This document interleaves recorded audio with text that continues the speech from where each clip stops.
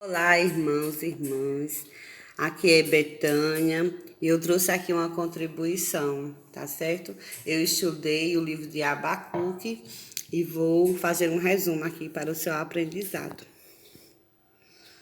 Gente, Abacuque, ele era do reinado de Judá, tá certo? Aí em azul você vê o reino de Israel no mapa e abaixo ficava o reino de Judá. Então Abacuque, ele era do reino de Judá, tá certo? Vocês veem aí que Abacuque, ele era contemporâneo de Jeremias, então ele viveu na mesma época que Jeremias, tá certo? Ele viveu por volta do ano 630 a.C. Então, qual eram as indagações de Abacuque, né? No livro de Abacuque, no capítulo 1, eu vou falar agora o que ele diz. Ele diz assim a Deus: ó Deus, nós clamamos, nós gritamos, por que é que o Senhor me mostra a iniquidade? Por que é que o Senhor me mostra a opressão? Então, Deus fazia com que no coração de Abacuque, na consciência dele, ele observasse essas questões que existiam entre Judá. Abacuque tinha um alto senso de justiça e ele se indagava: Deus, por que é que o Senhor me mostra todas essas injustiças? Eu vivo a clamar e só vejo a mesma coisa, o mesmo erro, pois só existe destruição, violência, contenda, litígio. Ele dizia isso. E ele dizia mais: pois a lei é frouxa e quando ela se manifesta, ela é torcida. Então, ela via que quando a lei se manifestava no povo de Judá, essa lei era torcida, ou seja, ela privilegiava apenas uma parte do povo. Então, Deus faz o seguinte, olha, Deus diz assim a Abacuque: Judá será castigada, e eu vou entregar Judá aos caldeus. Quem eram os caldeus para Deus? O próprio Deus, ele vai falar sobre os caldeus e diz o seguinte: os caldeus, Deus dá atributo aos caldeus. Deus diz: os caldeus são uma nação amarga, impetuosa, pavorosa, terrível. Eles acreditam neles mesmos, usam cavalos ligeiros, zombam dos reis e o seu poder é o seu Deus. Então, os caldeus não tinham nenhum Deus, o Deus deles era o próprio poder deles, tá certo? Então, Abacuque faz uma intercessão. Ele vai fazer uma oração e ele diz o seguinte: Deus, tu és Deus desde a antiguidade. Tu és santo, ó rocha, os teus olhos são puros. Aí ele se indaga e diz o seguinte: por que é que o Senhor faz os homens como os peixes do mar, como os répteis, que não tem quem os governe? Então, ele faz uma comparação e diz que os homens são como os peixes do mar. E ele diz ainda mais o seguinte: todos se levantam e os inimigos possuem anzóis, pescam-os e os arrastam como se fosse uma varredura. Por isso os nossos inimigos estão alegres. Então, Abacuque diz o quê? Que o povo era como peixes. Os inimigos tinham grandes anzóis e puxavam eles como uma rede de arrastão. Era a coisa mais fácil do mundo, o povo ser pego pelos inimigos.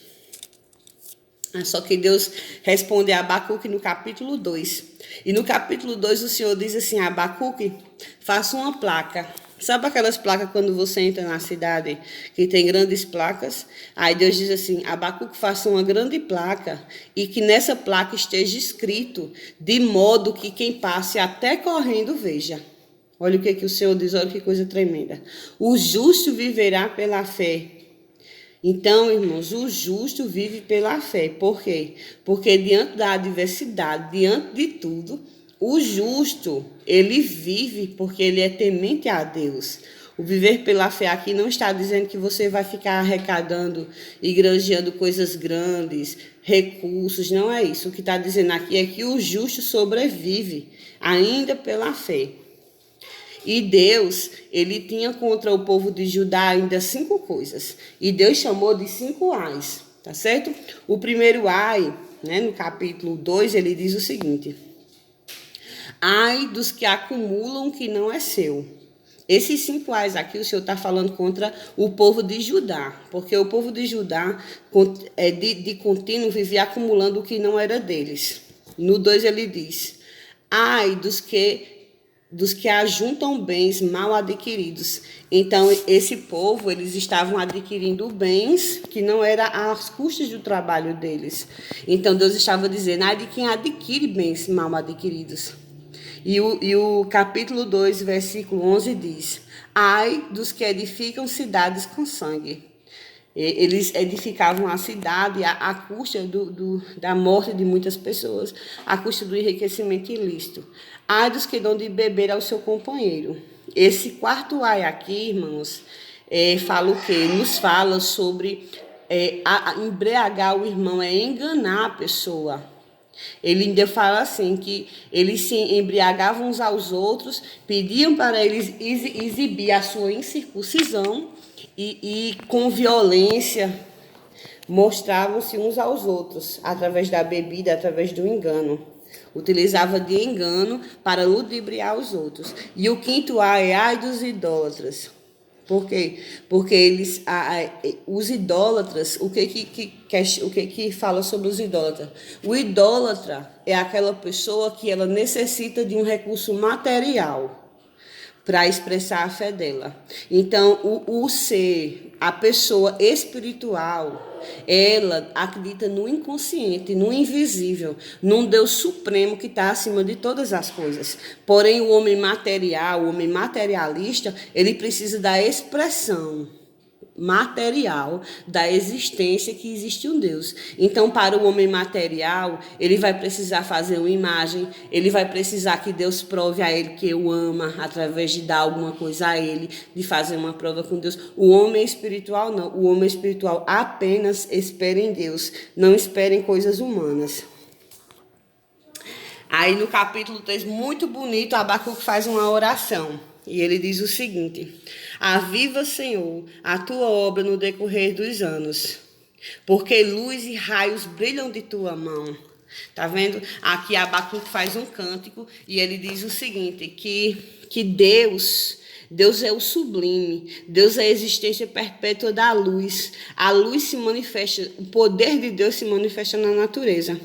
E ele pede um avivamento. E esse avivamento, irmãos, muitas pessoas pensam que avivamento é estar em constante alegria, em euforia. Pelo contrário, avivamento é quando você retorna às obras antigas, às obras que você fazia ao servir o Senhor, as obras da humildade, da caridade, de ajudar o próximo. Esse é o avivamento. Avivamento não tem nada a ver com euforia. Avivamento é uma questão de obras. É quando o ser humano retorna ao seu eu superior, que é Deus, e enxerga no seu irmão a presença de Deus.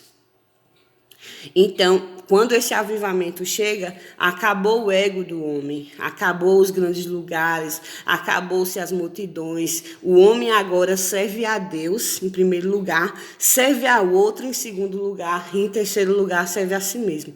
Para esse lugar é chamada de avivamento. E ele faz mais uma comparação do poder de Deus. E ele diz o seguinte: Deus, o teu juízo, lá no capítulo 3, irmãos, o teu juízo segue o quê? Segue a peste, a pestilência, o tremer, o sacudir e o esmigalhar. Irmãos, a Deus pertence o juízo. O homem, o diabo, não tem o poder de fazer juízo, de trazer juízo contra ninguém. Todo o poder e o juízo está nas mãos de Deus. Tudo que o homem planta, o homem colhe, tá? É a lei de Deus.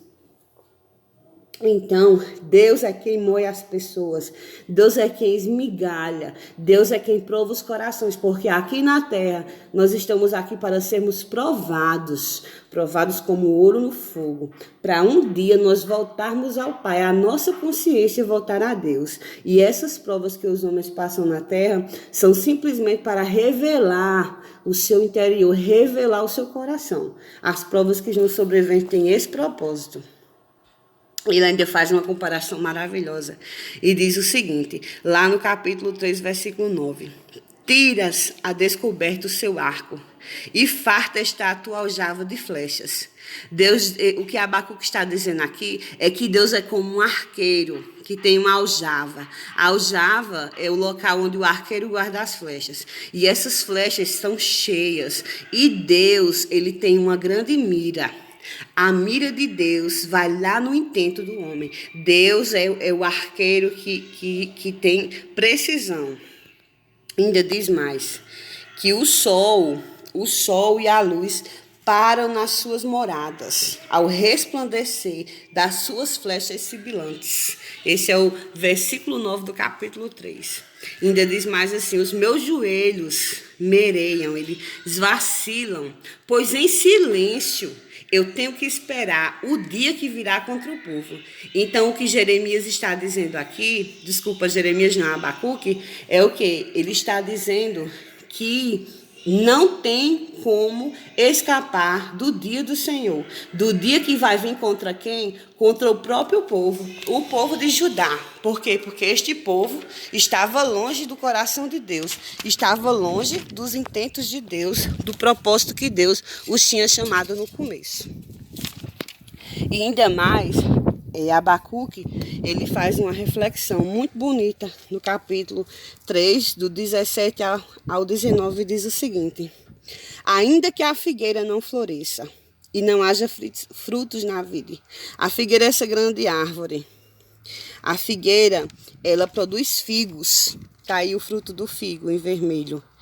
E ainda que ela não floresça, ainda que não existam uvas na vide, o produto da oliveira minta, os campos não hajam mantimentos, as ovelhas sejam arrebatadas do aprisco, e nos currais não haja gado. Todavia, eu me alegrarei no Senhor, exulto no Deus da minha salvação. E diz mais, o Senhor é o Deus da minha fortaleza e me fez andar com pés como os da corça, andar em lugares altos. Então, quando nós esperamos em Deus, nós estamos como Abacuque.